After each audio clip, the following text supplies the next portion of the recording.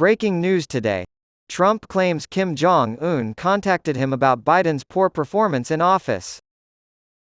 President Trump gave the impression that he is still in touch with North Korean leader Kim Jong-un and that the North Korean dictator has shared his criticism of Joe Biden's presidency with him. Addressing a crowd of supporters in New Hampshire, the former president claimed that Kim Jong-un was getting very anxious again, and had used a very bad word to describe Vice President Joe Biden. Mr. Trump addressed the ongoing conflict between Israel and Hamas at Monday night's rally, telling the crowd that everybody felt safe when I was president. It would have never happened with Putin, he declared. Chinese President Xi Jinping never would have done that. North Korean leader Kim Jong-un possesses formidable nuclear capabilities. When I was president, everyone knew they could rest easy. He and I got along very well. If crooked Hillary had been in charge, a nuclear war would have been the result. You would have experienced a nuclear war on a scale never before seen on this planet. And by the way, Mr. Kim, he's getting very anxious again. He thinks Biden is a total. I won't repeat it here, but it was a very foul word. It has been reported that Mr. Trump developed a very good relationship with Mr. Kim while he was president, but that their relationship has since deteriorated. After meeting with Mr. Kim twice, he finally visited North Korea in 2019, making history as the first sitting U.S. president to set foot there since the peninsula was divided in 1953 by an armistice. Before their 2019 summit in Vietnam, Mr. Kim wrote a letter to the White House in which he praised Mr. Trump and stated that he wished to negotiate only with the former president, and not his envoys.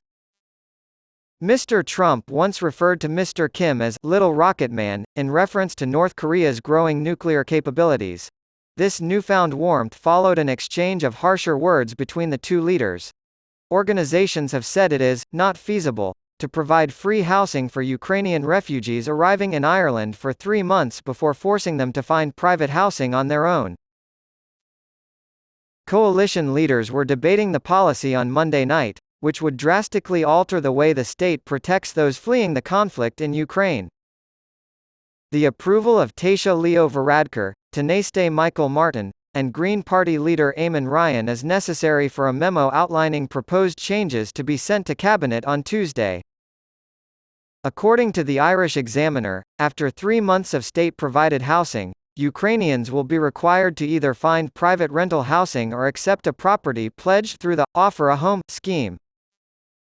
Reports indicate the change is being made so that Ireland's offering can compete with that of other EU member states. But last night, a government source voiced concern that the decision could lead to more people sleeping on the streets in Ukraine if they are unable to find permanent housing within 3 months. Among the sources we heard from was this: the safety net here will need to clear cut, and provisions will have to be put in place to ensure this doesn't add to the homelessness figures. Ukrainian community leaders in Ireland have voiced their disapproval of the plan, with Community Response Forum member Kate Dorrant expressing doubts about the housing shortage that will ensue after the 3-month period ends. She stated, "I think it's not at all feasible," to the Irish Examiner. "From what I can tell, it's an ideal society." Meanwhile, Viktor Yushchenko, Ukraine's ex-president, has pledged that his country will join NATO and the European Union. He spoke at a New Imanuth event where he criticized the international community for its slow response in providing military training and supplies to win the war against Russia.